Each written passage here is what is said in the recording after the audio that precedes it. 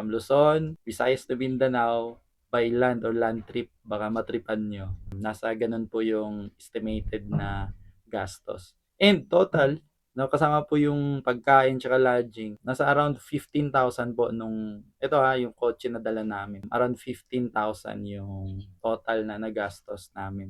Then nung SUV naman, medyo malaki-laki, no? Plus 1,000 ka sa gas and plus around siguro 1,000, no? 500 to 1,000 din sa Roro. Pero same pa rin yung food and lodging na ano na gastos nyo. Depende na lang kung syempre, 'di ba?